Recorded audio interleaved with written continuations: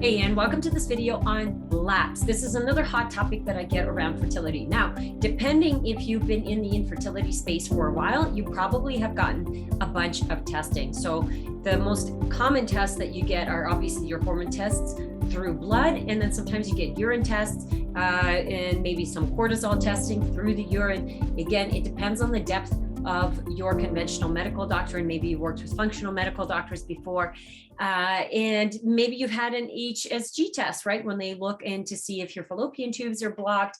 If you haven't been in the infertility space and you're just thinking about getting pregnant, then it's unlikely that you've gotten any tests done. Maybe you went to your general practitioner and said, hey, I want to get pregnant soon. What tests do I do?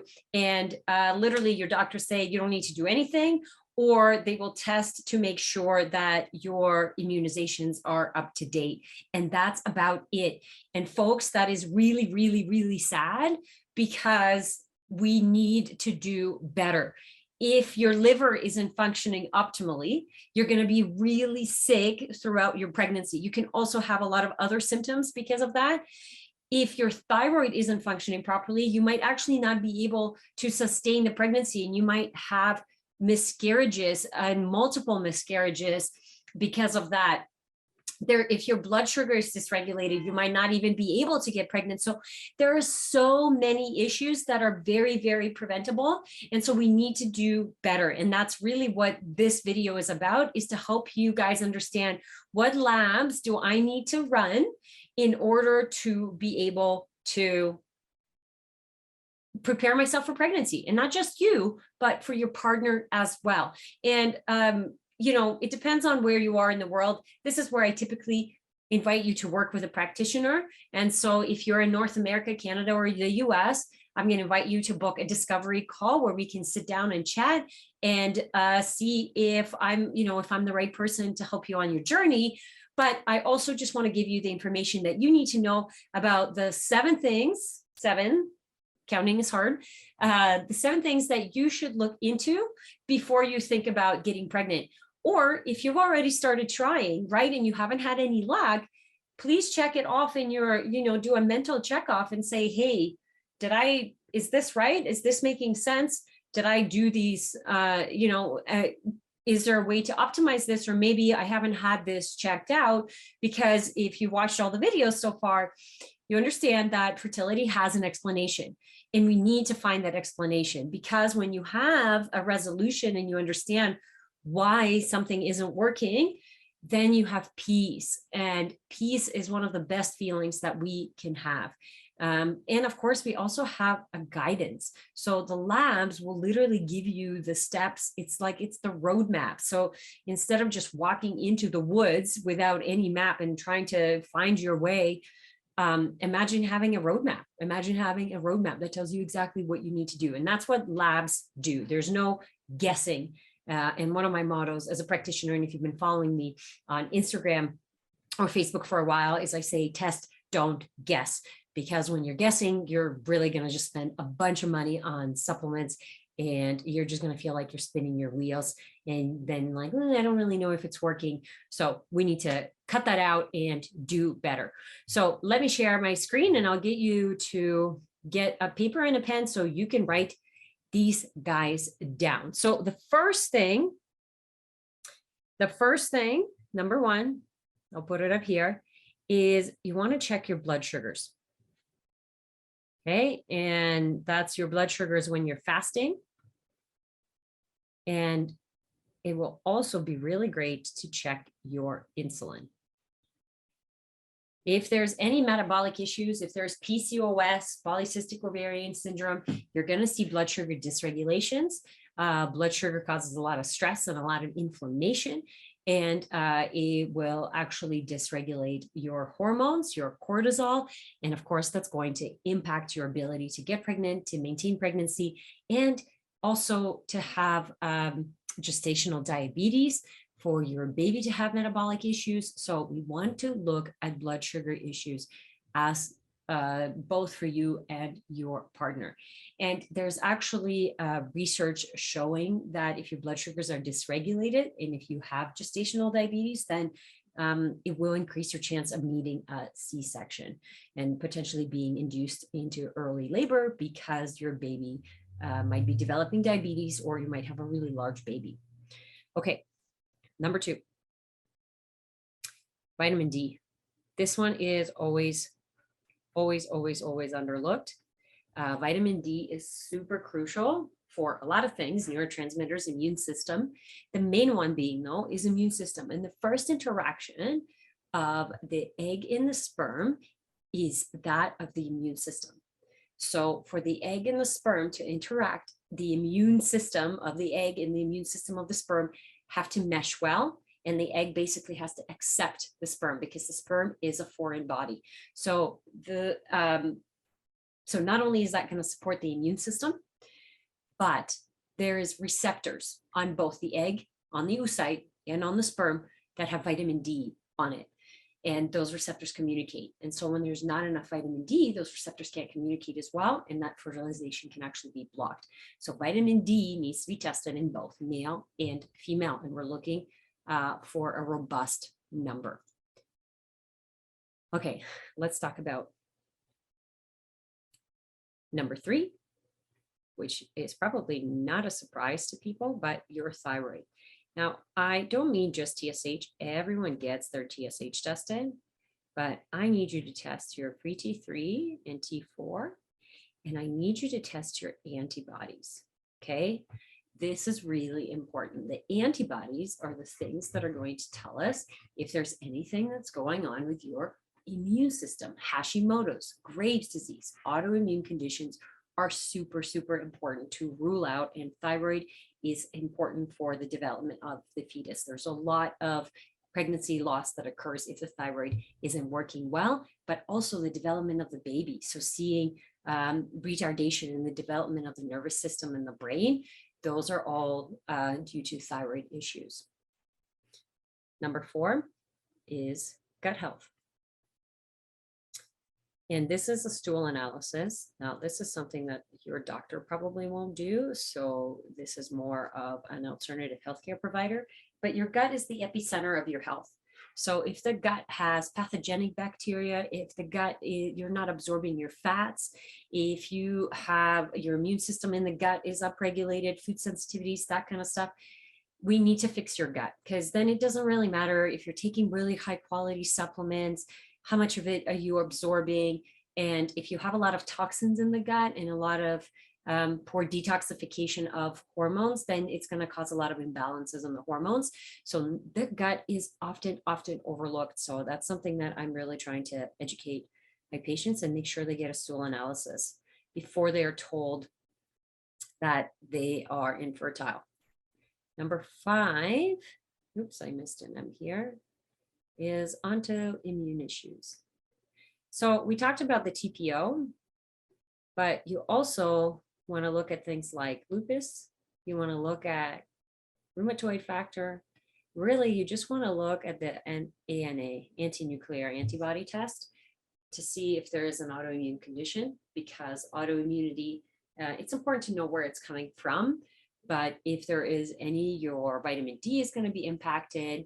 There's possibly a pathogen that's causing the autoimmune condition to go off. Remember that first reaction of the egg and the sperm is that of the immune system. So if your own immune system, right, autoimmune is when your own immune system is attacking your own cells. And so it's going to be really dysregulated. And when the sperm comes in, which is a foreign body, your own system will just say, no, get this out. This is a foreign body. And in the female, especially, it's really important that the immune system is flexible. So it can upregulate and downregulate, because during pregnancy, it's actually really downregulated, right? Because you have a foreign body that you are growing. And so it's really, really important for you to not only rule out, but most importantly, remember that these conditions are treatable. So like, you can treat and manage autoimmune disease. You have to understand why your system is freaking out and attacking itself. And there's a genetic component, absolutely, but the environment is the thing that pulls the trigger. So we need to figure out what environment that we need to create for you to turn off the autoimmunity component. So women with autoimmune issues will always have a harder time getting pregnant. Number 6, and this might throw you guys off, but we want to check our dental health, our oral health. And there's a lot of studies now that the reproductive microbiome is connected and almost identical with our oral microbiome, especially during pregnancy. Okay, so the placenta mimics the microbiome of our oral cavity.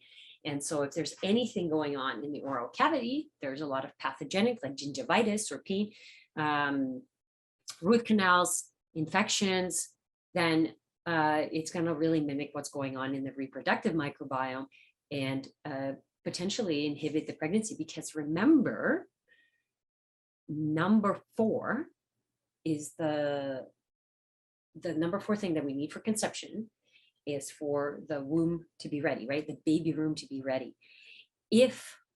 And we're basically walking bacteria, all of us. And this is some fascinating research that's coming out right now. But the reproductive microbiome is the room that the baby will grow in. And if there's a lot of pathogenic bacteria, it becomes a hostile environment for the baby to grow in. Because remember, they're going to be swimming in your uterus, right? Like in the amniotic fluid. And so if there's a lot of pathogenic bacteria, not only will that prevent a pregnancy, potentially prevent implantation, now there's studies showing that women with pathogenic bacteria are much more likely to go into premature labor or to need a C-section and to not be able to breastfeed. So there is a lot of, like I said, of research around the reproductive microbiome, but it's all connected. It's all one tube, you guys. We're not just like your hair is over here and skin is over here. We're all connected everywhere. All our cells are connected and they're talking to one another. So the oral health, like I said, that might surprise you, a bunch of you, but it's new and upcoming research that's through. Okay, number 7 is we want to check in on our weight. And this is for both males and females. It is important for us to be at a good weight. And the reason that this is actually going to be connected to your blood sugar and to your thyroid and potentially some autoimmune issues. So if you have a hard time losing weight, now we have to look into why are you having a hard time losing weight? Is there a cortisol dysregulation? Is there a thyroid issue? Is there a nutrient deficiency issue that's causing you to, overeat because you're missing a nutrient that you're not absorbing through the gut? And so having excess weight in general is inflammatory. It's also not just sitting there. So it has the adipose tissue will make more estrogen. So it will actually put you into an estrogen dominant state, which can throw off ovulation. It can can make the cycle really heavy. The endometrial lining now will be really thick in your uterus. Again, we talked about that in earlier videos. So really, really important to make sure that you feel good in the weight that you are in, and it is reflective of the efforts that you're putting in. So sometimes, and this is true for being overweight and underweight, because sometimes we don't eat enough, and so we're really depleted, or we are not absorbing enough. So our system is really depleted, like everything just kind of goes right through us. The other component is that like we look at bread and we gain 10 pounds. That's a really big issue. Or you're exercising a bunch and you're eating well and the weight just doesn't seem to come off. Again, depending on where that weight is sitting, is it a thyroid issue? Is it an adrenal issue? Is it a gut issue? All those things can be tested and looked at. And so just instead of, weight is just get assessed and make sure that your weight makes sense for the activity level that you do, but also just make sure that you are at an optimal weight for your size, for your height, and just for what it is that you are doing in your life. Like the healthier you can get, right? The healthier the sperm and the egg will be. And the same thing goes for males. The healthier their sperm will be. And it's all about putting your best foot forward. So just take a look and make sure that you're like, yes, this is the, this is the weight that I'm really happy at. And not only that I'm happy at, but my body feels good at. So that was number 7. And I'm going to give you a bonus here. Let me just find my pen. And so if you MTHFR, and this is a methylation issue.